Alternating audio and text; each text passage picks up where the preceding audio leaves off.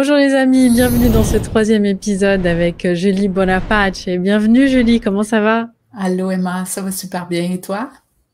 Bah oui, ça va. Je raconte toujours un peu de bêtises avant qu'on enregistre. C'est pour ça que je rigole encore un peu les amis parce que c'est l'été. Mhm. Et on parle, parce que Julie, en fait, elle sait faire plein de choses dans sa future maison. Elle me racontait tous les travaux qu'elle arrive à faire. C'est dingue. Hein, tu n'es pas uniquement dans la case de la natalité, mais aussi de la création et de la naissance d'un beau projet de maison. Exact. Peut-être qu'on fera des capsules bricolage, en fait, Ah, ensemble. peut-être. Toi, tu pourrais faire des capsules maquillage pour m'enseigner comment faire parce que je connais rien là-dedans. Puis moi, je pourrais t'enseigner comment pendre une porte parce que là, on a fait ça cette semaine. On a suspendu des portes coulissantes, des grosses portes pleines. C'était mon apprentissage là, pour la semaine. Ah oui, mais c'est dommage qu'on soit séparés par l'océan Atlantique, puisque je suis en Suisse et toi au Québec. Sinon, on serait venu tourner pour suivre ton chantier. Mais d'après ce que j'ai compris, tu auras des images. En tout cas, c'est un projet dont on parlera peut-être, mais je serais en tout cas ravie d'échanger sur ce magnifique chantier que vous êtes en train de faire en équipe. Et nous, on va se concentrer aujourd'hui sur un thème que tu évoques dans ta formation, dans vos formations, puisque je rappelle, il y a plusieurs formations que vous pouvez trouver en lien de cette vidéo dans le descriptif, que ce soit pour vous les professionnels, les sages-femmes, les médecins, ou peu importe finalement, hein, toutes les personnes qui gravitent autour de comment on peut dire ça, Julie, la natalité, La périnatalité.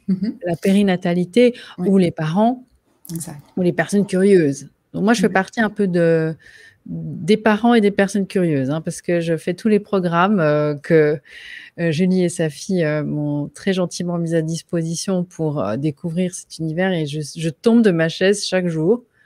Et il y a vraiment des sujets, les amis, vous allez découvrir un monde. Waouh, ça explique beaucoup, beaucoup, beaucoup de choses. Et il y a un thème qui s'appelle brain, comme le cerveau, c'est ça, hein, le cerveau, dont Julie va nous parler aujourd'hui, qui concerne quelque chose qui est vraiment d'actualité, c'est le consentement libre et éclairé. C'est une méthode que nous enseigne Julie dans sa méthode Bonaparte. Comment avoir du discernement en ce qui concerne les actes médicaux. Alors Julie, je vais te laisser nous expliquer cette méthode-là. Et les amis, vraiment, partagez. Je vous dis tout de suite, vous pourrez partager cette vidéo parce que tôt ou tard, nous aurons tous un jour affaire à un choix par rapport à notre santé, par rapport à un acte médical, quel qu'il soit. Ça ne concerne pas que la périnatalité. Donc Julie, brain, qu'est-ce que ça veut dire en réalité?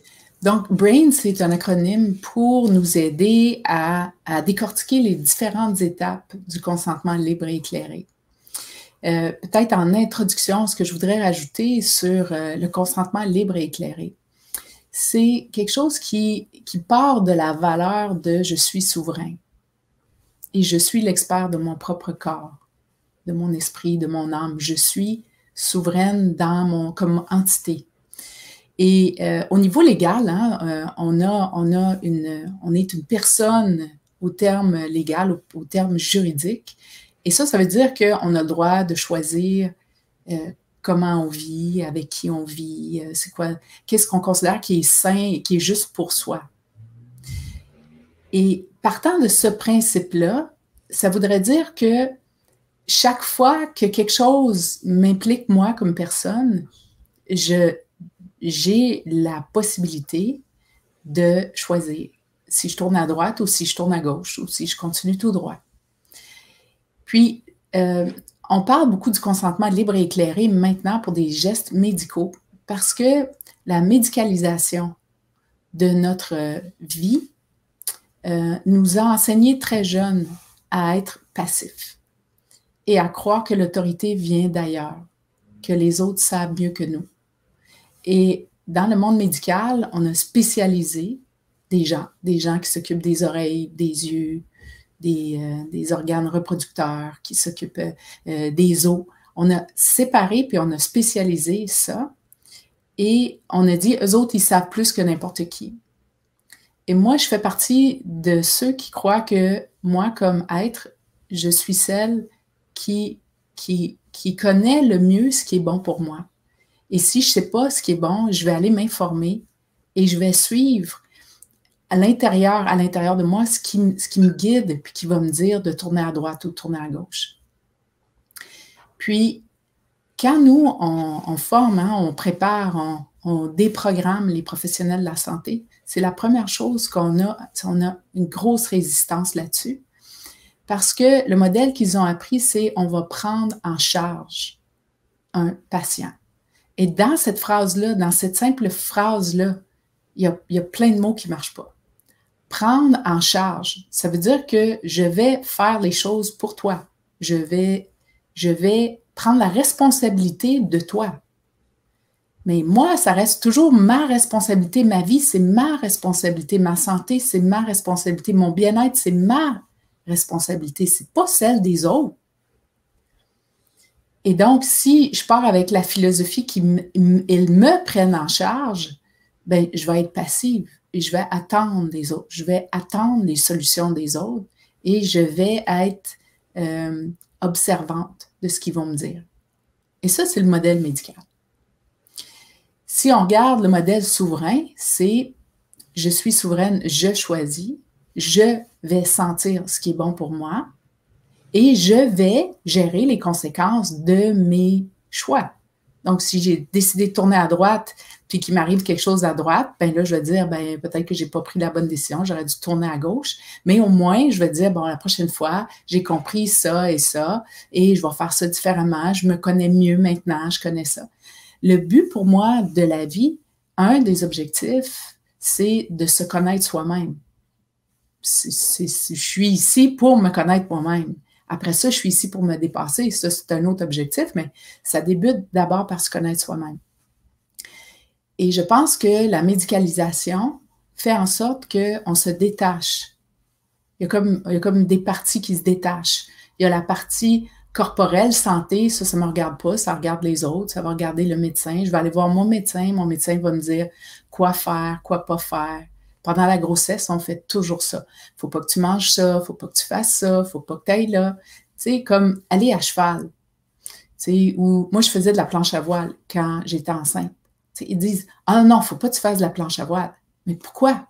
Si je débutais comme véliplanchiste, peut-être de tomber à l'eau puis de remonter avec un gros ventre, ça peut être compliqué, on s'entend, mais tu sais, si je sais en faire, je peux être très bien. Ma fille a fait du surf des neiges jusqu'au jour de l'enfantement. Le samedi, on était en surf ensemble, en surf des neiges, hein, en plein milieu de l'hiver.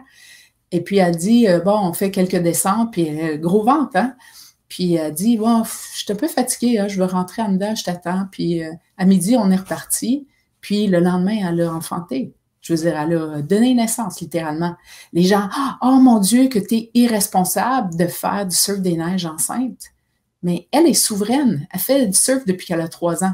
Donc, elle a toute sa tête, elle est capable de bien faire.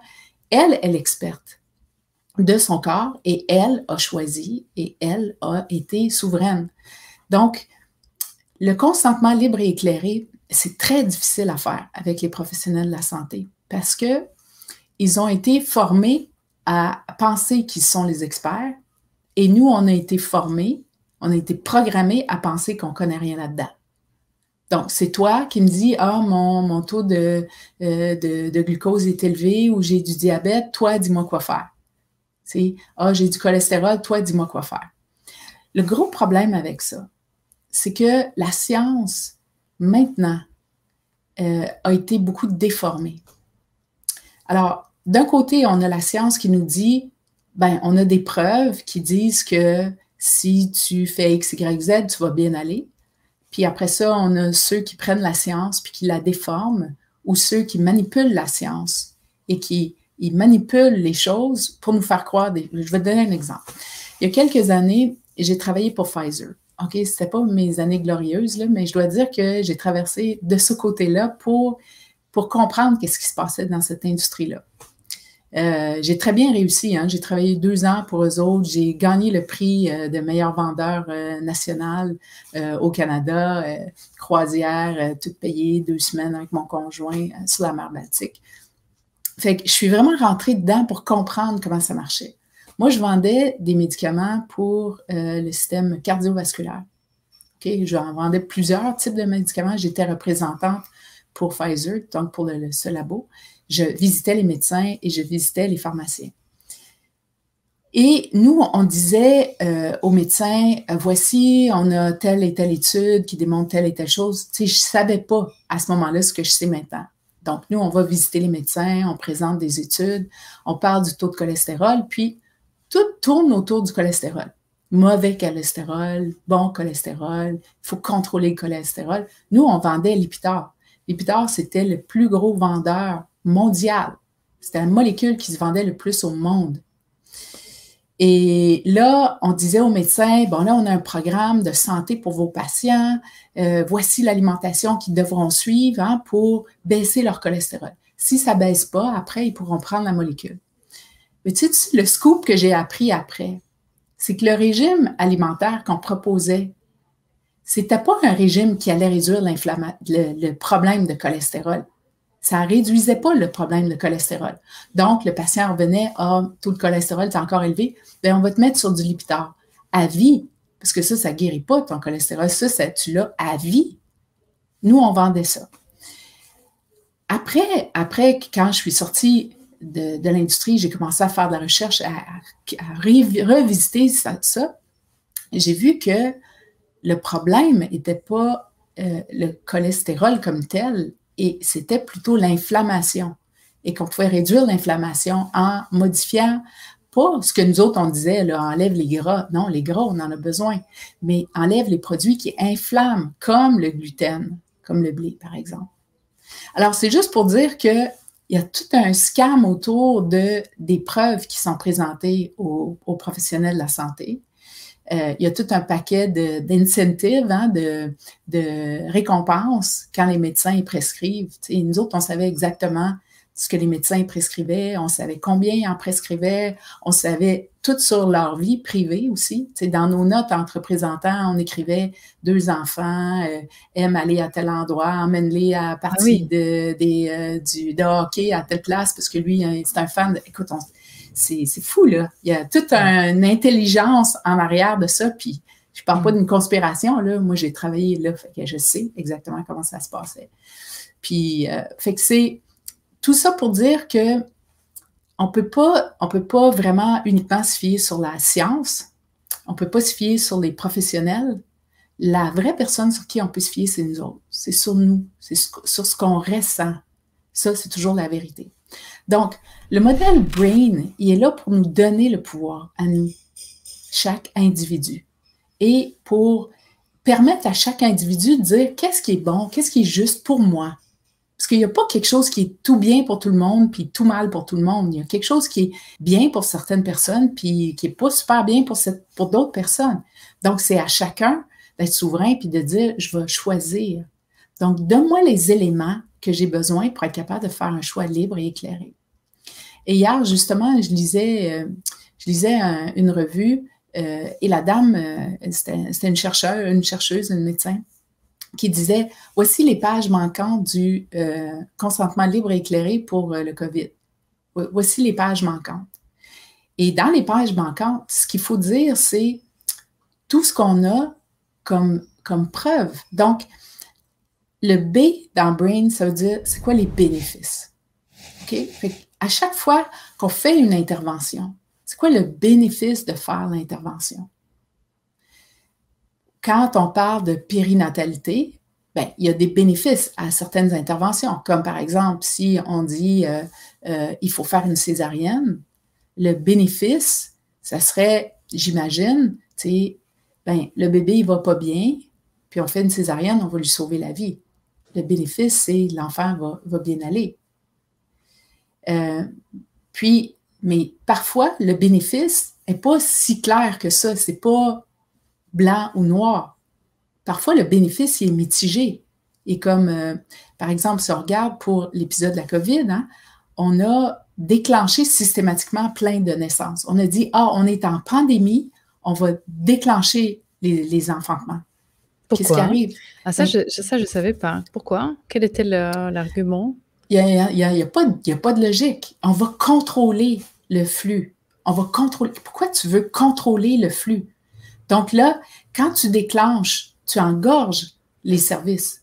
Parce que les femmes sont là longtemps, longtemps, longtemps. Tu déclenches, ils vont être là 2, 3 jours. C'est long déclencher. Quand la nature n'est pas prête, elle n'est pas prête, même si tu déclenches. Donc, de dire, on va contrôler le flux, on va avoir les gens, ils vont arriver de manière régulière, on va céduler, on n'aura pas des gens et des femmes qui vont arriver n'importe quand.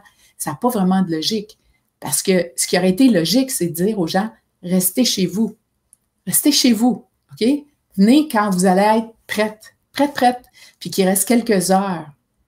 Tu comprends? Ça aurait été logique. Parce que tu ne veux pas que les femmes soient là pendant des jours et des jours. Tu veux qu'ils soient là le minimum de temps. Tu comprends? Donc, à chaque fois, moi, je pense que notre réflexe à tout le monde devrait toujours être, OK, les bénéfices, tu n'as pas besoin de leur demander, ils vont toujours te dire. Bon, mais là, je vais te déclencher parce que tu vas avoir ton bébé dans les mains, parce qu'il va être avec nous autres, puis nous, on aime mieux qu'il soit sorti, parce que c'est souvent ce qu'ils nous disent, on aime mieux qu'il soit né que pas né. Présumant qu'il est plus en sécurité une fois qu'il est sorti du ventre de la mère que quand il est dans la mer. Ce qui est un autre concept qui est un peu fautif, parce que si on était si dangereuse pour nos enfants, pour nos bébés non-nés, ils naîtraient pas. Je veux dire, ils ne survivraient pas à la grossesse. S'ils survivent, c'est parce que notre laboratoire est parfait. Notre corps est parfait pour enfanter. Alors, le B, c'est les bénéfices. Le R, c'est le problème. Le R, c'est les risques. Il parle rarement des risques. OK? Fait que si on regarde le bénéfice, mettons pour la vaccination, le traitement, je ne sais pas si j'ai le droit de parler de ça, là, mais... Tu parles de ce que tu veux. D'accord. Bon, mais si on regarde le traitement qui est proposé, hein, l'injection, le bénéfice, il est dur à comprendre, le bénéfice. S'il me disait, tu ne l'attraperas pas, la COVID, puis tu ne la transmettras pas, je dirais, bon, il y a quand même des bénéfices. Tu sais, je ne l'attraperai pas, puis je ne le communiquerai pas. Donc, il y a potentiellement un bénéfice. Mais même dans ce cas-ci, il n'y a pas ce bénéfice-là. Le bénéfice que je vois, si on prend l'injection maintenant, c'est que peut-être on va être des law-abiding citizens, hein, des citoyens obéissants. Ben, tu sais, on rentre dans l'obéissance civile. Puis que si on ne le fait pas, on est dans désobéissance civile, si c'est une obligation, on va dire. Mais, en tout cas, le bénéfice, pour moi, il n'est pas clair. Mais le risque, le R, on n'entend pas parler des risques. Et c'est super important parce que les traumas sont liés au fait de ne pas avoir compris qu'on rentrait dans un risque, qu'on prenait ce risque-là. Donc, les risques pour le traitement, là maintenant, on les voit de plus en plus, les risques sur la fertilité, les risques sur le système cardiovasculaire, les risques sur les problèmes neurologiques. Hein? Là, on les voit avec la vaccination. Et même ça, ces risques-là ne sont pas nommés clairement. Ces risques-là, ils devraient être nommés avant, pas quand tu es en ligne puis tu attends l'injection. Ils devraient être nommés avant pour que toi, tu puisses dire « Oh, je regarde les risques, là, moi, j'aime pas ça. Là, moi, j'ai des problèmes cardiaques déjà en partant. » Fait que si j'ai des problèmes cardiaques puis qu'il y a un problème de coagulation lié à ce traitement-là, il me semble que ça devrait pas être pour moi, ça. Hein? Julie, quand tu parles de risque, ça nous fait quand même penser à la problématique de la pharmacovigilance et de l'accès à l'information. Mm-hmm. Hein, je ne sais pas au Québec où vous en êtes, mais en France, c'est un gros problème. En Suisse aussi. Enfin, dans tous les pays, finalement. Qui fait des recherches? Qui récolte les données en cas de problème? Qui compile les risques? Et aussi, je voulais quand même appuyer là-dessus parce que c'est vrai que tout le milieu médical est un milieu qui me passionne, comme tu le sais, depuis longtemps. Et en fait, il faut aussi pouvoir associer le problème. Parce que le médecin, quand il va avoir, par exemple, un effet secondaire, n'importe quel acte médical ou molécule qui peut donner un de ses patients, si le patient va mal, il faut encore que le médecin puisse envisager qu'il puisse y avoir un lien probable entre l'acte, la molécule et l'effet qu'on veut éviter. Tu vois, le risque, je ne sais pas comment vous l'avez... vous arrivez à l'estimer dans cette méthode Brain, comment une personne, elle peut se faire la part des choses, parce qu'il y a beaucoup de gens aussi qui nous écrivent et qui nous disent, oui, mais comment on fait pour accéder à l'information? La science est complètement occulté. Écrasé et il y a des cartels dingues là aussi. Ouais, c'est difficile. C'est pas facile. T'sais, moi, je suis un chercheur, je suis un scientifique, je suis habituée d'éplucher les études, de regarder, d'avoir un regard critique. Moi, depuis le départ, à la fois en périnatalité et dans tout ce qui se passe maintenant, je regarde les données, puis il y a une incohérence complète et totale entre ce que je vois dans les vraies données scientifiques et ce que les comportements des gouvernements. Fait pour moi, ça s'est classé. Après, j'ai eu une demi-seconde de est-ce que c'est possible? Puis après ça, j'ai commencé à regarder, puis je me suis dit non, ça marche pas, là, ça fonctionne pas. Fait que ce que je dirais, c'est quand on continue le brain, la prochaine lettre, c'est les alternatives. Puis la quatrième, c'est intuition. Puis pour ceux qui n'ont pas, mettons, une facilité à accéder à des données objectives ou qui sont entourés de personnes qui continuent à marteler des messages de programmation, on peut y aller avec l'intuition. L'intuition, elle vient dans l'état de rêve. L'intuition, elle vient dans un état de silence, de contemplation, une marche, une méditation. Elle vient quand on est en contact avec soi, quand on fait des choses qu'on aime, quand on prend un bain, puis tu sais, que ça sent bon, puis qu'on mange un morceau de chocolat. Ça vient dans des moments de plaisir, tu sais, de détente. Alors, de prendre ces moments de détente et de questionner. Qu'est-ce que je ressens? Moi, il y a une femme qui m'a appelée puis qui m'a dit je suis enceinte, je le sens pas. Je sens pas que je devrais prendre l'injection. Ben, tu peux pas te tromper. Tu ne peux pas te tromper parce que tu le sens, tu le ressens dans toi. C'est comme si ton âme est en train de te parler, là. Alors, la partie I dans le modèle Brain est importante parce que ce qu'elle dit, c'est en dépit de toute la logique, hein, les bénéfices, blablabla, les risques, blablabla, à l'intérieur de moi, ça dit, je vire à droite. Puis quand moi, je demande aux professionnels de la santé, quand une femme enceinte vous dit, il se passe ça, est-ce qu'elle a raison ou elle n'a pas raison? Si elle dit, je sens qu'il se passe quelque chose, ça ne va pas, il y a quelque chose qui ne va pas, je le sens en dedans de moi. Est-ce qu'elle a raison ou elle a tort? Partout dans le monde où je suis allée, 100% du temps, ils me disent, elle a raison.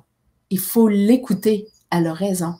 Puis quand la femme a dit, ça va le faire, je le sens, ça va bien, c'est correct, ça va bien. Elle a raison. Il faut la croire. Il faut nous croire. Il faut se croire. Et que si la voix à l'intérieur a dit, ça marche, ça marche. Fait que si on vient sur l'acronyme, hein, B, bénéfice, R, risque, le A, c'est quoi mes alternatives? Hein, c'est quoi mes alternatives? Il doit bien en avoir des alternatives. Là, te dit que je suis à 40 semaines de grossesse et il faut qu'on me déclenche parce que vous ne tolérez pas que moi, mon corps, à 40 semaines, il n'est pas prêt puis il ne veut pas enfanter. Mon corps, il dit non. Mais vous, vous dites oui, 44 jours, des fois 3 jours. Mais historiquement, les femmes, on ne calculait pas. Hein? Ça ne fait pas longtemps qu'on a des outils pour calculer de manière bien précise la date de conception. Tu sais, je veux dire, de manière précise. Donc là, on prend l'échographie comme étant l'outil par excellence pour déterminer la date d'accouchement. Souvent, les femmes m'écrivent, mais ma date prévue d'accouchement, c'est le 15 octobre. Puis tu fais, ouais, hein, ça c'est... C'est une bonne date, c'est mon anniversaire, Julie. Ah, c'est vrai? Bon, félicitations! Mais tu dis, pourquoi, comment on va, qui décide, hein, que c'est le 15 octobre? Comment on fait pour savoir ça? Ah oui, la machine, elle le dit, l'échographie. Mais premièrement, l'échographie, elle a 1 semaine de plus ou moins. Elle peut se tromper, hein, l'échographie, sur la datation pour une naissance. Plus ou moins 1 semaine. Puis après ça, mon laboratoire, ton laboratoire sont différents. Peut-être que moi, j'enfante en 38 semaines, toi, peut-être 43 semaines. On ne sait pas. Chaque femme est différente. Et tu vois, on utilise une machine qui donne une date qui peut se tromper d'1 semaine. On met une date hypothétique qui est 40 semaines, puis on dit, si tu n'as pas enfanté à cette date-là, on va te donner du Saintour, on va te donner des hormones, on va déclencher ton accouchement.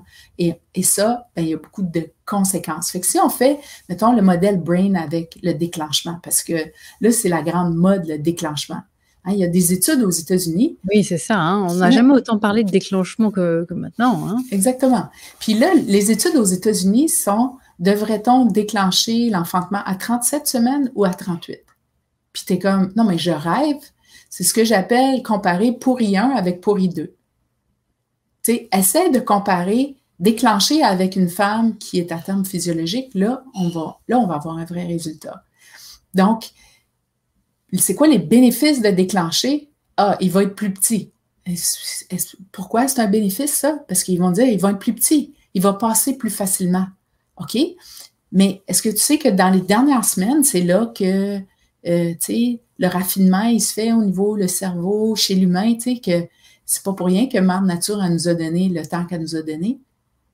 Puis notre bassin, il est fait. Ça, c'est aussi un mythe, hein, de penser que notre bassin n'est pas fait pour recevoir un enfant. Je dis, mais écoute, s'il n'était pas fait adéquatement pour recevoir l'enfant, comment est-ce qu'on a fait pour survivre pendant des milliers d'années? Tu sais, ça n'a aucun sens. Donc non, on est compétente, le bébé est compétent et il sait quand il doit naître. Notre corps sait quand il veut naître. Puis il n'y a personne qui va t'accoucher parce que tu vas t'accoucher toi-même, même si personne n'est là pour toi, tu es capable de t'enfanter toi-même. Dis, Julie, toi qui as quand même suivi des couples et des professionnels, alors là, ma question, c'est plus sur les personnes, les mamans, les pères. On va plus parler des mamans, parce que c'est elles qui portent l'enfant, hein. Est-ce que depuis le début, parce que ça fait combien d'années, en fait, que tu as commencé? Plus de 30 ans, là, 32 Plus de peut-être. 30 ans. Tu dirais qu'en 30 ans, tu vois une différence de l'intuition des gens, l'accès à leur ressenti, ou est-ce qu'il n'y en a pas? Est-ce que tu as vu une évolution ou au contraire une péjoration? Cette écoute des gens avec leur intuition? Je dirais pas qu'il y a eu une amélioration. Je dirais que peut-être même dans les années 80, il y avait un petit peu plus d'éveil. Tu sais, nous, au Québec, on a eu toute comme une révolution au niveau des naissances, hein. Il y a eu un congrès qui s'appelait « Accoucher ou se faire accoucher ». Puis c'était le mouvement où on voulait que les sages-femmes reprennent au Québec parce qu'ils ont presque disparu comme profession au Québec, hein. Il y a juste 3% des naissances maintenant qui se font avec des sages-femmes. Sinon, nous, c'est en maternité avec des médecins, des infirmières, des médecins. Oui, exact. Donc, je dirais que dans les années 80, il y a eu comme une espèce de mouvement vers le retour à la nature. Et maintenant, il y a eu une grosse médicalisation, une grosse poussée vers la médicalisation.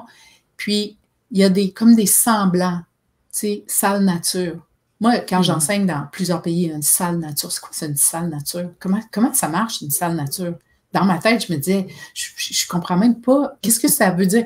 Ah, ben, on a des fauteuils, on a de la tapisserie, on a peinturé d'une couleur. Tu fais, une baignoire, peut-être? Ouais, peut-être une baignoire. Puis tu dis, OK, ah, mais si la femme, elle a une péri, elle peut pas aller. Si la femme est déclenchée, elle peut pas aller. Si la femme, elle a passé son terme, elle peut pas aller. C'est comme... Les femmes sont faites pour enfanter dans un milieu qui leur ressemble, dans un milieu dans lequel elles se sentent en sécurité. Et que si la fille, elle vit dans un tipi, puis qu'elle se sent bien dans un tipi, ben, elle peut enfanter là. T'sais, puis si elle se sent bien dans une pièce ordinaire, pas de décoration, l'important, c'est qu'elle se sente en sécurité, qu'elle ne soit pas dérangée. Fait que je dirais pas qu'il y a eu, surtout en Europe, hein, il y a des pays comme la France où le taux de péridurale est extrêmement élevé. Il est élevé, les femmes ont peur d'avoir mal. Ils cognent à la maternité s'ils arrivent de nuit, puis ils disent « Je viens pour ma péri ». Tu dis « Vraiment, tu viens pour une péri? Tu viens pas pour enfanter, toi? T'es sûr? Tu viens pour une péri? » Tu comprends, dans l'ordre de priorité, là, c'est même pas pour enfanter, donner naissance à la vie, c'est pour avoir une péri. Ça veut dire que la programmation est très, très forte. Puis, les moyens de coercition sont assez costauds. Et je ne dirais pas qu'il y a eu un gros changement au niveau des consciences. Surtout maintenant, là, avec la pandémie de la peur, encore plus. Là, on est en plein dans le lien entre ces deux univers, hein, parce que le mot peur, je crois que c'est un des premiers mots qui vient quand on parle de la naissance et de l'accouchement. Enfin, le premier, je pense, ça doit être la douleur, et après, forcément, ça invoque la peur. Ouais. Hein, ce que tu dis aussi dans tes formations. Effectivement, c'est que tu parles beaucoup de programmation, et les amis si vous nous rejoignez maintenant, vous n'avez pas vu les premiers épisodes, vous comprenez pourquoi. Ça fait partie du grand puzzle géant de parler vraiment des naissances.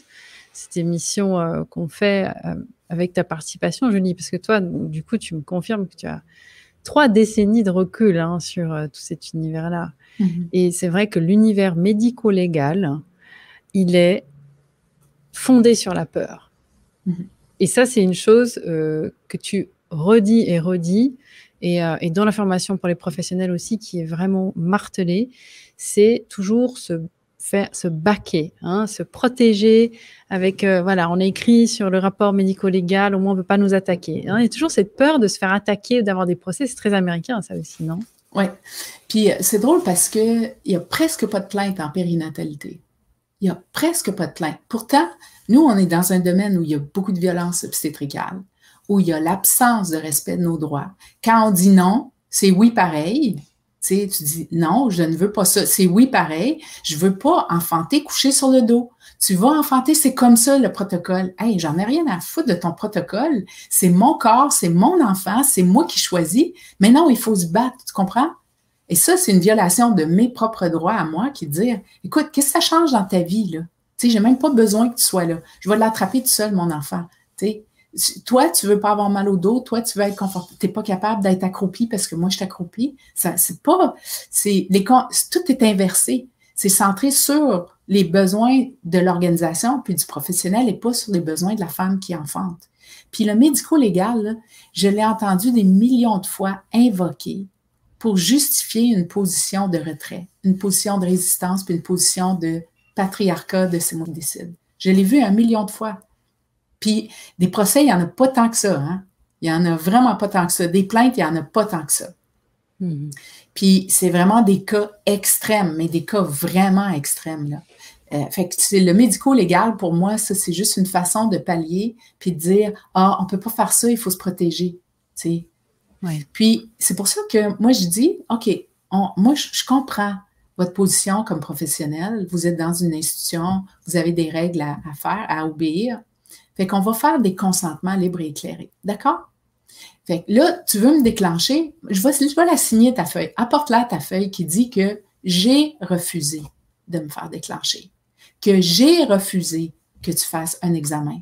D'accord? Moi, comme être souverain, je peux choisir. Je dis pas que c'est ça qu'il faut faire, mais je dis qu'il faut au moins que j'aille le choix. J'aille le choix, c'est mon corps. D'ailleurs, dans la charte du patient hospitalisé française, il y a un point qui dit que les professionnels ne peuvent rien faire sans que tu aies donné ton accord. C'est écrit dans la charte. Donc, pourquoi ils peuvent faire de la coercition puis m'obliger à faire des choses que je ne veux pas faire? Puis quand nous, on dit ça aux femmes, tu sais, aux parents dans la préparation, on dit, hein, j'ai le droit de dire ça? Ben, oui. Tu sais, dans plusieurs pays, ils empêchent les femmes de manger puis de boire. Est-ce que toi, tu pourrais courir un marathon sans avoir mangé ou bu? Les preuves scientifiques depuis 40 ans nous disent que ça ne réduit pas le risque d'aspiration de ce qu'il y a dans ton... Parce qu'ils ont peur que si jamais ils sont obligés de faire une anesthésie générale, que ce qu'il y a dans ton estomac soit aspiré dans tes poumons. C'est dangereux. Mais les preuves nous montrent que même si tu n'as rien mangé, il va y avoir des liquides dans ton estomac que tu pourrais aspirer si tu as une anesthésie générale.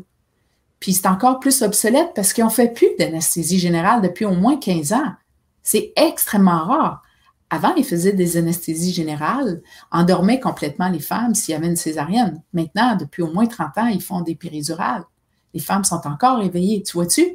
Donc, on est resté avec ce processus qui est dépassé. On a les preuves et les pratiques ne changent pas. Là, je vais les laisser boire. Comment tu l'expliques justement, le fait que les pratiques ne changent pas? Parce que c'est comme si, au lieu de considérer que chacun est capable de gérer son propre risque, ils disent, moi, je vais gérer ton risque. Donc, si c'est moi qui gère ton risque, je vais t'empêcher de ci, ça, ici et ça, parce que je pense que c'est mieux pour toi. Tu comprends? Et si tout était inversé, au lieu d'être c'est toi qui s'occupe de moi, c'est moi qui s'occupe de moi. Regarde, là, j'ai mal au cœur. Apporte-moi pas à manger, j'ai mal au cœur, j'ai envie de vomir. Tu comprends? Moi, je vais le décider. Moi, je vais choisir. Ma fille, dans son enfantement, là, tu sais, on était quelques personnes à la soutenir, elle était à domicile, puis là, elle disait, bon, là, j'ai vraiment envie du beurre d'amande, une banane, puis une rôtie, tu sais. Puis là, on arrivait, puis on lui servait ça, elle mangeait ça, elle. C'est elle qui décidait. Elle a bu, elle avait un Camel Pack, là, tu sais, les trucs que tu mets sur le dos avec de l'eau, là, elle avait ça, puis elle sirotait ça, elle buvait, elle s'hydratait, elle bougeait, elle dansait, elle mettait sa musique, elle était libre. Ben, c'est pour ça que pour un premier enfantement, elle a enfanté à domicile, dans une baignoire, tu sais, super zen, tout a bien été. L'attachement, super facile, l'allaitement, super facile, le postpartum, tu sais, fluide. Mais dans les maternités, on est encore avec, t'as pas le droit de ça, t'as pas... Mais si tu faisais le brain avec moi sur boire et manger, moi, premièrement, je ne dis jamais que je négocierais ça. Moi, si j'étais une femme, je dis aux parents, regarde, t'apportes ton sac, là, avec toute ta bouffe dedans, puis tout ce que tu as besoin, tu veux des noix, puis tu veux... Apporte tout ce que tu as besoin. Tu n'es pas obligé de déclarer tout ça aux douanes en rentrant à l'hôpital. Hein? Tu apportes ce qu'il faut pour être autonome, puis tu mets ça là. Puis moi, je leur dis aussi, tu prends un vibrateur, là, tu sais, un dildo, un vibromasseur que vous appelez, tu sais, vaginal, là. Puis là, tu le poses sur la table, à côté de ta table de chevet. Tu le mets là comme ça. Puis ça, c'est une déclaration de souveraineté. C'est dire, ça se peut que vous arriviez ici, là, puis que vous me voyez en train de me masturber pendant mon enfantement. Donc, c'est une zone privée et juste ceux que j'invite ont droit de venir. Tu comprends? Fait que, tu sais, c'est sûr que je suis un peu... tu comprends maintenant pourquoi je suis plus capable d'enseigner aux professionnels parce que je suis plus capable... Ça fait 30 ans quand même. Hein. Ouais, c'est ça, mais je suis comme plus capable d'être gentille. Tu sais, quand je te disais au début, je suis plus capable d'être gentille. Je suis plus capable d'entendre les excuses qu'ils nous donnent pour les niaiseries qu'ils nous font faire. Tu sais, les excuses qu'ils nous donnent pour « il faut que je te mette un soluté ». Pourquoi? Ben, il faut que tu sois hydraté. Pourquoi? J'ai juste à boire. Ah oui, mais si jamais tu as une hémorragie, j'aimerais être capable de te piquer rapidement. OK? Si ton besoin à toi, tu as peur que j'ai une hémorragie. Moi, j'ai confiance que mon corps a tout ce qu'il faut. Si tu me déranges pas, puis tu me laisses en peau à peau avec mon bébé, puis tu me stresses pas, ça va le faire. Ça le fait tout le temps. Mais si toi, tu es inquiète parce que tu as appris à être inquiet de ça, OK, on va ouvrir une voie, on va mettre un petit papillon, là, puis si jamais tu as besoin de me transfuser rapidement, tu pourras le mettre dedans. Mais je ne vais pas me promener pendant 15 heures de temps avec un poteau, puis avec un soluté dans mon bras. Oui, mais tu vas te déshydrater. Je vais manger, puis je vais boire, je ne serai pas déshydratée. OK? Ça va être pas mal mieux que ton soluté qui n'est pas un aliment.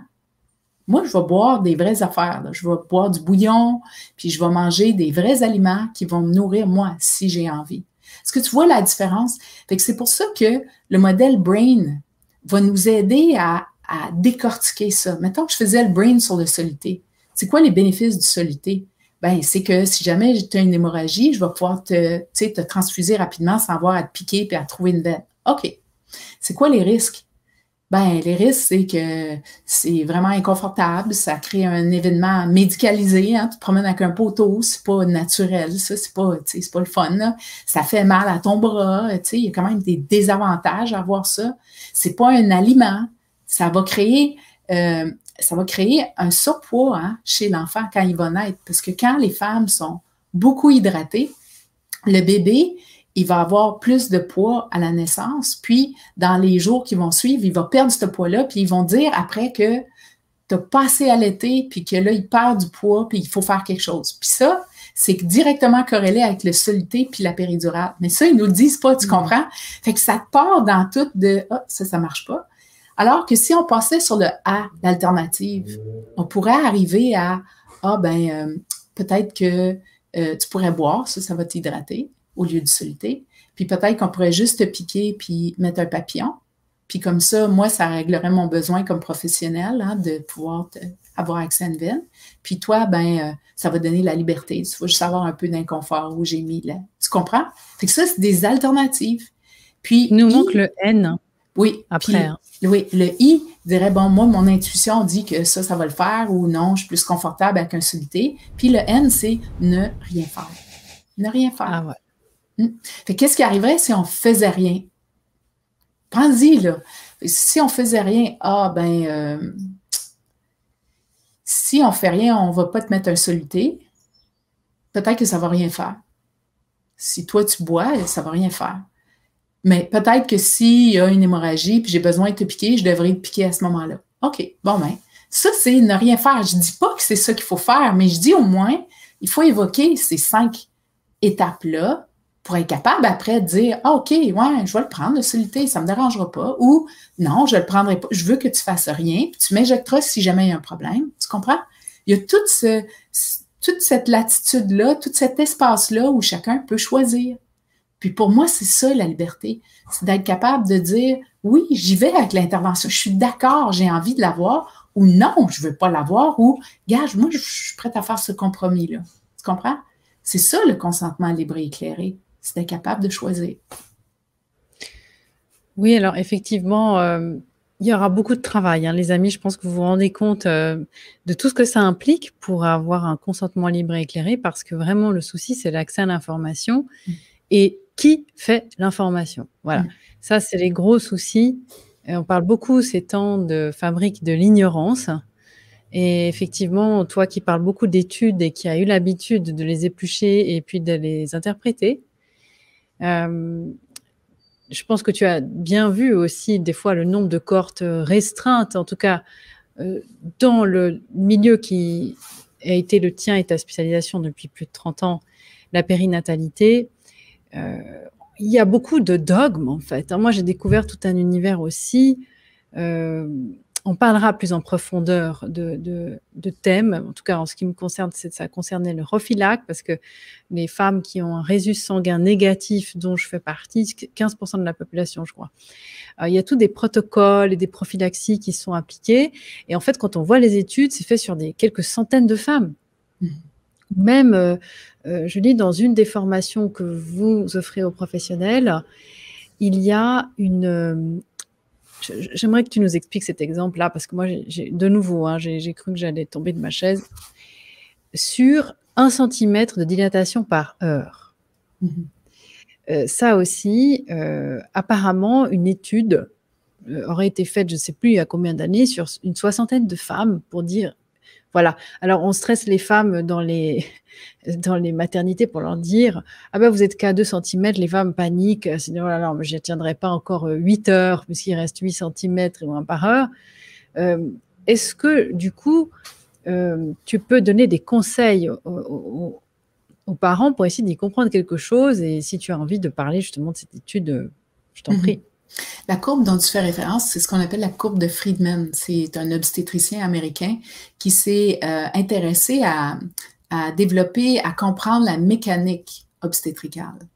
Puis, dans la mécanique obstétricale, c'est pas une mécanique, c'est pas une vision holistique. Hein. Une vision holistique d'une femme qui enfante dans l'univers et qui enfante l'univers par son soi profond. C'est mécanique. La femme, c'est un véhicule, le bébé, c'est le passager, puis le passager, il faut qu'il passe dans le conduit, puis c'est mécanique, tu comprends?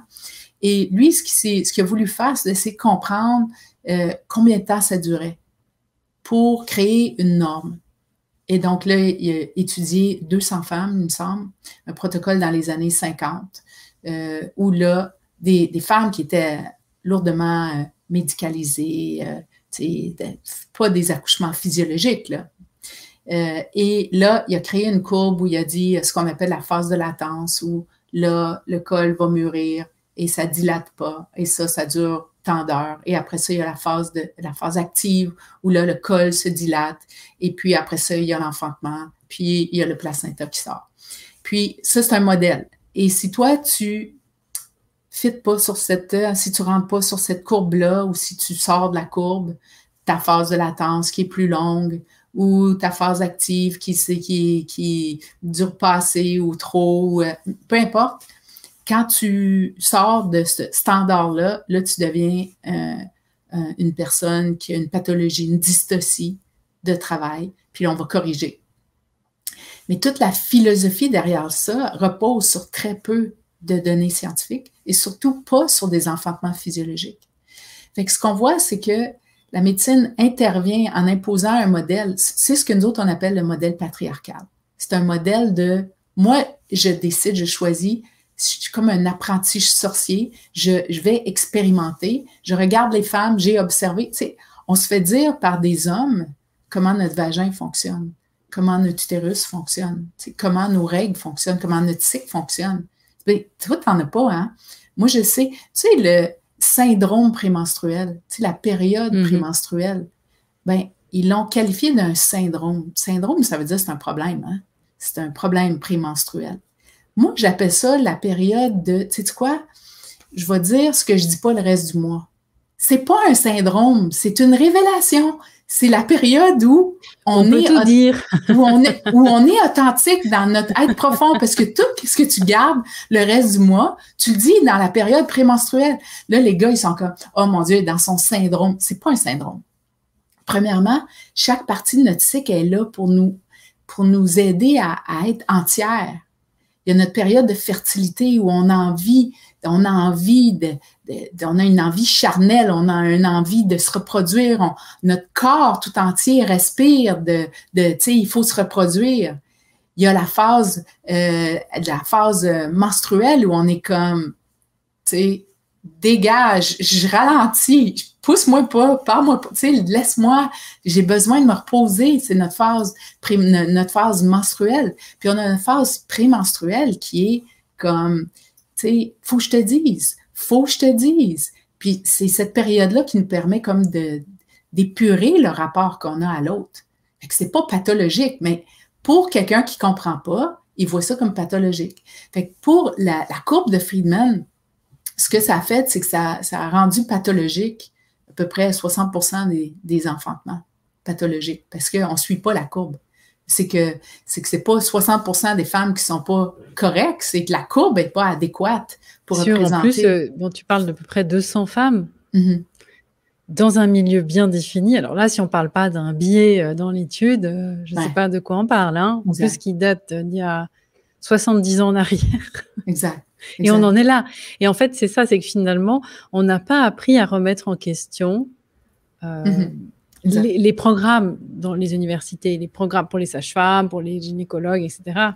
Ou pour les médecins aussi, hein, peu importe. Donc finalement, j'aimerais qu'on finisse cette capsule sur quelques mots de ta part par rapport à ton point de vue que tu pourrais transmettre peut-être aux parents ou aux professionnels de la santé, ça c'est libre à toi, mais toujours ce complexe de « je sais moins bien, je sais pas », parce que tu parles beaucoup d'intuition, ça paraît un peu hurluberlu pour les gens qui n'ont pas l'habitude, pourtant ça se travaille, c'est une vraie discipline, hein. Peut-être rassurer aussi les gens sur le fait que ça se travaille justement et que c'est pas du premier coup qu'on arrive... tu vois, mais on l'a remarqué aussi depuis 1 an et demi. Je ne sais pas toi comment tu ressens les choses, mais toujours cette infériorité. Ah ben moi, je ne peux pas dire, je ne suis pas médecin. Je ne peux pas avoir de point de vue, je ne suis pas médecin. Mais c'est difficile parce que ce qui est à l'envers, il nous dit ce qui est à l'endroit, puis ce qui est à l'endroit, il nous dit ce qui est à l'envers. Fait que, tu sais, déjà que c'était pas simple de canaliser soi-même l'énergie du divin ou de l'univers, ou appelé comme tu veux. Déjà, c'était pas simple. Là, maintenant, tout est inversé. Fait que tu comprends encore moins bien. Ça devient... c'est tout pour créer de la confusion dans notre esprit. Donc, moi, la pratique que je fais, c'est une pratique que je fais quotidiennement depuis 35 ans. Moi, je prends 20 minutes à tous les jours pour contempler. Ce que moi, j'appelle contempler. D'autres vont appeler ça prier. Mais contempler, c'est observer, c'est de faire le vide, c'est de faire un silence. Puis moi, je chante un son. C'est you, H-U, you. T'as pas besoin de croire en une religion, pas croire en Dieu. Tu chantes le son. Le fait de chanter le son, surtout pour les femmes enceintes, hein, mais pour tout le monde, moi je le fais tous les jours, ça permet à ton diaphragme de bouger. Ça permet à tes poumons de se gonfler complètement. Ça permet à l'abdomen de rentrer. Et ça permet, dès qu'on commence à respirer profondément et qu'on expire profondément, notre Notre aura, notre lumière autour de nous autres, elle change, mais vraiment, ça prend 5 minutes de cohérence cardiaque, de souffle pour que ça change. C'est pas long. Et dès qu'on a commencé à changer ça, ça rentre. L'intuition, elle rentre. La vision, elle se clarifie. On n'est pas clair parce qu'on est exposé à toutes sortes de choses qui nous invalident. Fait que si toi, t'es enfant puis tu dis « Maman, je suis triste », sois pas triste, ne pleure pas, ça t'invalide. Donc toi, tu te déconnectes de ta tristesse, tu te déconnectes de ton soi profond. Faire le chant du You, pour moi, c'est une façon de rentrer en contact puis de dire « Qu'est-ce qui se passe? Je suis où? Qu'est-ce que la vie, elle me dit? » Je me connecte les pieds au sol puis la tête dans le ciel. Puis je fais ce passage-là. Puis c'est comme ça que je reste en groundé, que je reste vraiment attachée à la terre, mais en même temps la tête dans le ciel. Puis ce qui nous joue beaucoup de tours, c'est le mental. Puis la programmation, elle se fait au niveau du mental. Tu sais, notre mental, la pensée. Ils m'ont dit ils m'ont dit que les règles disent que ça, c'est le mental. En yoga, on dit le mental est menteur. Donc, tu te fies pas sur le mental. Tu te fies sur ta sensation. Puis, chez tout le monde, quand on replonge dans notre corps, là, quand tu me parles de ça, là, tu sens quoi? Ah, je sens une boule dans mon ventre. OK. La boule dans ton ventre. Ça, la boule, elle dit-tu que c'est bon? C'est-tu bon, ça? Ah non, c'est pas bon, là, je me sens toute pognée. OK. Ton corps est en train de te parler. Fie-toi là-dessus. Si tu sens, dans mon cœur, je sens, c'est comme chaud, là, je vois de la lumière, c'est chaud, c'est doux. Ça, c'est un oui. Le corps qui a dit oui. Fait que je pense qu'en se reconnectant sur soi, on ne peut pas se tromper. Puis, il faut laisser tomber le mental. Tu sais, quand souvent on dit dans la naissance, il faut que tu te pousses de ton chemin. Tu crées ton propre obstacle dans ton chemin. Pousse-toi. C'est le mental. Puis, en médecine, quand on calcule les heures, quand on calcule la dilatation, c'est le mental. Tu comprends? C'est le mental qui dit, ça fait 10 heures que je suis ici, j'ai dilaté 2 cm. Ça veut dire que ça, c'est 5 cm à l'heure. Il me reste 8 cm, je vais être ici jusqu'à Noël. C'est sûr, ça finit plus. Tu sais, ça, c'est le mental qui parle. Puis c'est pour ça qu'il faut laisser ça tomber puis dire, hey, depuis que le monde est monde, on le fait. On est capable, ça va le faire, j'ai confiance. Puis en se canalisant avec un son, avec le souffle, ça nous permet de revenir dans notre corps. Je ne sais pas si ça donne un peu des pistes. Oui, ça donne des pistes. Merci Julie. Puis de toute façon, on n'est pas limité dans le nombre de chapitres qu'on va faire parce qu'il y en a encore beaucoup à venir, les amis. Et le sujet est tellement vaste qu'on focalise sur un thème à la fois parce que sinon, on s'arrête plus. C'est ultra passionnant. Et effectivement, ça rayonne. J'espère que les amis, ça vous sera utile et vous allez pouvoir vous entraîner à cette méthode-là parce que, comme je vous le disais, vous pouvez l'utiliser vraiment dans tous les domaines de votre vie, tout le temps, en fait. Puisque je crois qu'on n'a jamais pris autant de pilules des civilisations. La pile 1 qui étouffe le symptôme 1, qui amène le symptôme 2, alors la pilule 2, puis c'est parti pour la cascade. Alors on dit oui, mais on n'a jamais vécu aussi longtemps. Oui, mais dans quel état? Alors, faut voir aussi ça, hein, effectivement, ce sera des sujets qu'on abordera avec grand plaisir. Est-ce que tu as envie de rajouter quelque chose pour finir cette capsule sur le brain? Est-ce que j'ai oublié de te poser peut-être une question capitale? Moi, je pense qu'on a pas mal couvert de choses. Tu sais, j'ai envie de dire à tout le monde, tu sais, il faut qu'on s'occupe de soi. C'est un temps important. On vit dans une période importante de l'humanité. Il faut qu'on s'occupe de soi. Puis, il ne faut pas attendre que les autres s'occupent de nous. Il faut choisir. On est souverain. Choisir. Faire le brain sur tout ce qui nous concerne. Puis, choisir ce qui est bon pour soi. Parce que si c'est bon pour nous, ça va être bon pour les autres. Parce que si toi, tu es en équilibre, parce que tu as fait des bons choix, tu vas rayonner puis tu vas donner de l'équilibre aux autres. Mais si toi, tu es en déséquilibre et tu es malade et tu vas pas bien parce que tu n'as pas fait tes choix en fonction de ce qui est bon pour toi, ça affecte les autres aussi. Donc, la manière d'être la plus généreux pour les autres, parce qu'on nous parle souvent du bien-être des autres, c'est de s'occuper d'abord de son bien-être. Parce que si on est bien servi, on peut servir les autres. C'est comme dans un avion, hein? Tu mets ton masque sur toi avant de le mettre sur l'autre. Ben, il faut se servir soi avant de pouvoir servir la communauté. Merci Julie. Et puis les amis, vous pouvez retrouver tous les contenus de Julie sur son site bonapace.com. En tout cas, j'ai mis les liens des formations et puis aussi j'espère qu'il va y avoir toujours autant de professionnels qui continuent de se former avec ton approche. Elle est extraordinaire. En tout cas, moi, je teste et je suis super contente. J'apprends plein de choses et je déprogramme. Je continue aussi. On n'arrête jamais de se déprogrammer. En fait, ça a été tellement couche sur couche depuis qu'on est arrivé sur Terre. Hein. C'est pour ça que ça me tenait vraiment à cœur de faire ces contenus avec toi, parce que là, on part vraiment de l'instant zéro, le Big Bang de chacun. Et on se dit, waouh, ça a déjà commencé là. Et puis, les amis, j'ai le grand plaisir aussi de vous dire qu'on parlera d'épigénétique. Parce que, Julie, je ne sais pas si tu sais, mais on a beaucoup de personnes dans notre audience qui sont passionnées d'épigénétique. Et je sais que ça, c'est vraiment un thème que tu maîtrises bien sur les hormones de synthèse et la façon dont on peut modifier l'état émotionnel des enfants. Waouh, ça aussi, c'est encore un coup de baseball sur la tête. Merci Julie, à très bientôt. Et les amis, partagez, hein, vraiment, on compte sur vous. Au revoir Julie. Au revoir.